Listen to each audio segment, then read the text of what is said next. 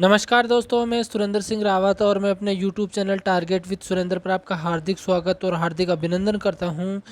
दोस्तों, second grade के GK के पेपर में फर्स्ट पेपर में जो हम सिलेबस पढ़ रहे हैं उसको पढ़ते हुए निश्चित रूप से आज हम एक और टॉपिक कवर करते हैं। रावचंद्र सेन, मालदेव मारवाड़ के रावचंद्र सेन जो हैं वो अकबर के समकालीन थे और अकबर के समकालीन थे। अकबर ने इनको पकड़ने के लिए खूब प्रयास किया, लेकिन अपनी अधीनता स्वीकार कराने के लिए खूब प्रयास किया, लेकिन ये नहीं माने और इन्हें भूला बिसरा राजा के नाम से भी फेमस है ये, और इन्हें महाराणा प्रताप का अग्रगामी माना जाता है। तो ये क्वेश्चन भी दोनों पूछे जाते हैं एग्ज़ाम में। आपसे निवेदन ये रहेगा कि आप चैनल पे नए हो तो चैनल को सब्सक्राइब करें, वीडियो को लाइक करें और शेयर करें। मैं सेकंड ग्रेड टीचर और बिना देर किए हुए वीडियो को शुरू करते हैं।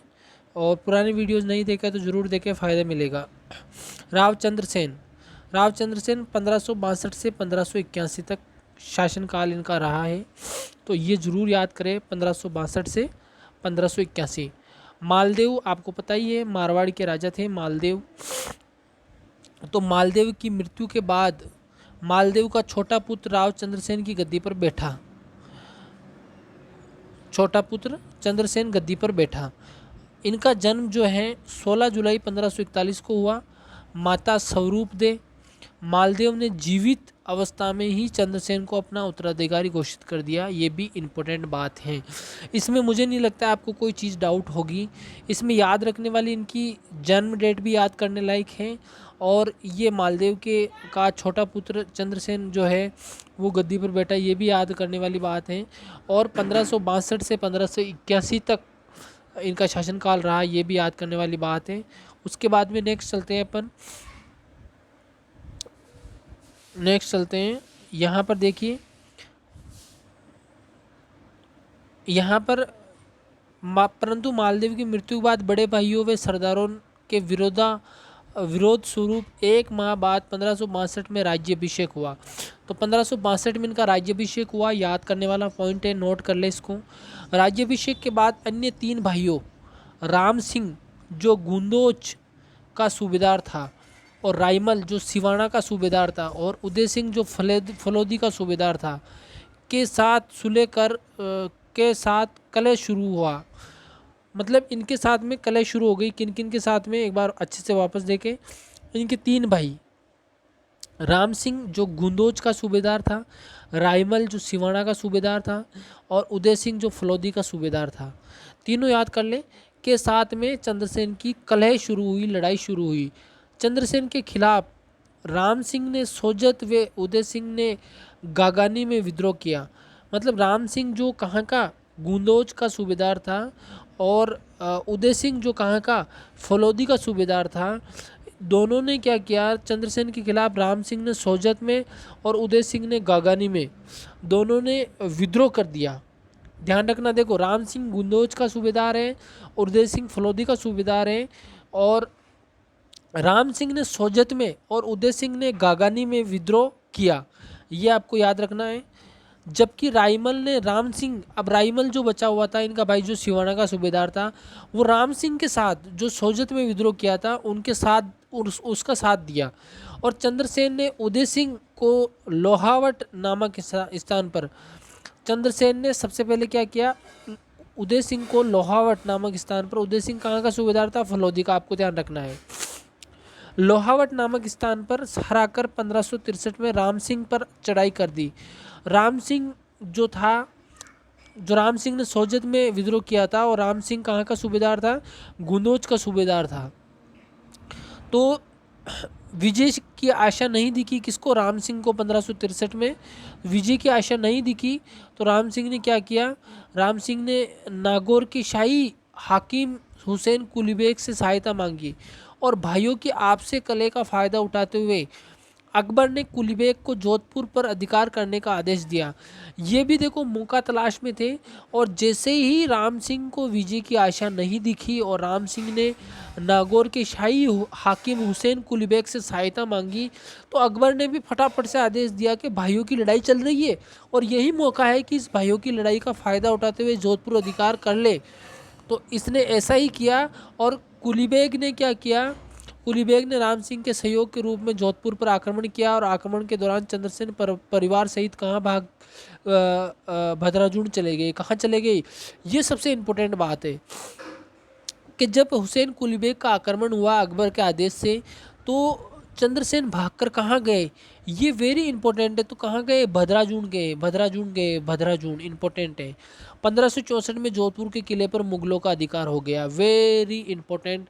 1564 में जोधपुर के किले पर किसका अधिकार हो गया, मुगलों का अधिकार हो गया, ये प्रश्न पूछा जाता है। अब है नागौर दरबार, फेमस है नागौर दरबार। 1570 में नागौर दरबार लगा।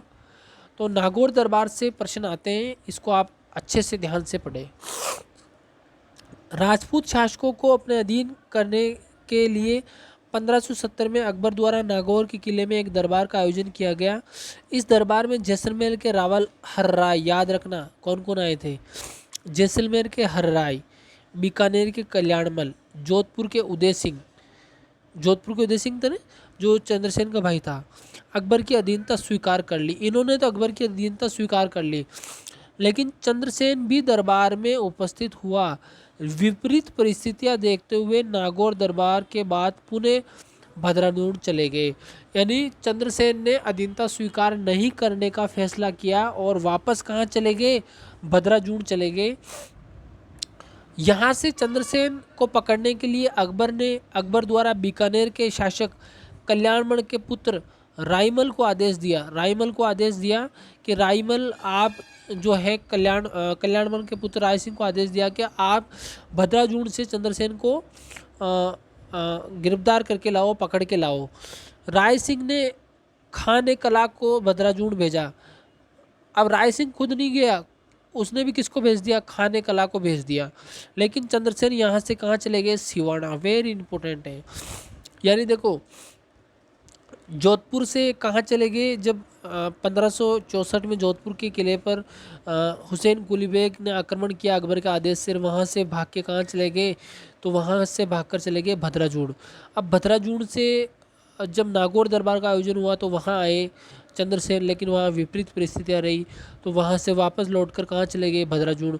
अब भद्राजुण में राय सिंह को भेजा कि आप उसको पकड़ के लाओ, चंद्रसेन को। राय सिंह ने खान कला को भेज दिया, लेकिन खान कला वहाँ गए तो चंद्रसेन वहाँ से भागकर कहाँ चले गए, सिवाना चले गए।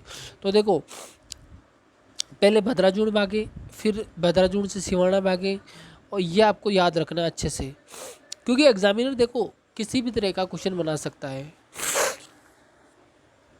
अकबर ने 1572 में राय सिंह को जोधपुर का किलेदार नियुक्त किया। ये प्रश्न भी बहुत फेमस है कि राय सिंह को जोधपुर का किलेदार कब नियुक्त किया, तो 1572 में। जोधपुर को अजमेर के अधीन मुगल सरकार बना दिया, सरकार का मतलब जिला बना दिया। अकबर ने बीकानेर के राय सिंह, केशवदास मेड़तिया, अकबर ने बीकानेर के राय सिंह, केशवदास मेड़तिया, जगत राय व मुस्लिम सेनानायक शाह कुली खां को सिवाना भेजा, फिर पकड़ने के लिए किसको, चंद्रसेन को, इन सबको भेजा। लेकिन 1574 में जलाल खां और 1576-77 में शाहबाज खां के नेतृत्व में सिवाना सेनाएं भेजी गई, परंतु चंद्रसेन को नहीं पकड़ सके। सिवाना से चंद्रसेन पीपलूद, वेरी इंपॉर्टेंट है, सिरोही, डूंगरपुर, बांसवाड़ा की तरफ भाग निकले, इधर भाग निकले। मुगल सेनाओं ने बांसवाड़ा तक पकड़ने का प्रयास किया, लेकिन सफलता नहीं मिली। अपने निर्वासित जीवन के दौरान चंद्रसेन ने आसरलाई, वेरी इंपॉर्टेंट है, अपना जब निर्वासित जीवन था तो उस दौरान आसरलाई और भिनाई के क्षेत्रों को लूटकर अपना जीवन निर्वाह किया। अंत में सोजत के पास सिरराई यानी सारण के पर्वतों में अपना निवास, ये वेरी इंपॉर्टेंट है, सारण के पर्वत बनाया, और चंद्रसेन ने अपना अधिकांश जीवन पहाड़ों में बिताया। आजीवन अकबर की अधीनता स्वीकार नहीं की, ये भी इम्पोर्टेंट है। ये पहला राजपूत था जिसने मुगलों के विरुद्ध आजीवन संघर्ष किया। चंद्रसेन छापामार युद्ध प्रणाली अपनाने वाला पहला राजपूत था। बाद में महाराणा प्रताप ने भी इसी पद्धति को अपनाया। इसीलिए चंद्रसेन को प्रताप का क्या कहा जाता है? अग्रगामी कहा जाता है। वेरी इंपॉर्टेंट है। चंद्रसेन को मारवाड़ का प्रताप भी कहा जाता है, ये भी इंपॉर्टेंट है। सिरराई या सारण के पर्वतों में 11 जनवरी 1581 को चंद्रसेन की मृत्यु हो गई। चंद्रसेन की मृत्यु के बाद अकबर द्वारा उदय सिंह को जोधपुर का टीका दिया गया। वेरी इंपॉर्टेंट है। ये सारी चंद्रसेन के बारे में सारी इंपॉर्टेंट बातें आ गई है। अगर फिर भी कोई डाउट हो तो आप मुझसे क्वेश्चन करें। वीडियो को बिना स्किप किए पूरा देखें, बार बार इसका अभ्यास करें। संभावना 99% है कि इससे बाहर क्वेश्चन नहीं जाएगा। और अपने दोस्तों को जोड़ें, सेकंड ग्रेड वालों को जोड़ें और चैनल को सब्सक्राइब, वीडियो को लाइक और शेयर ज़रूर करें। इसी के साथ मैं वीडियो को समाप्त करता हूं। पिछले वीडियोज़ में मैंने सेकंड ग्रेड की तैयारी कैसे करते हैं, सिलेबस क्या है, सेकंड ग्रेड की वैकेंसी कब तक आएगी, सेकंड ग्रेड में टेट लागू होगा कि नहीं होगा, सब कुछ बताया हुआ है। तो पुरानी वीडियो का अवलोकन आप ज़रूर करें। धन्यवाद।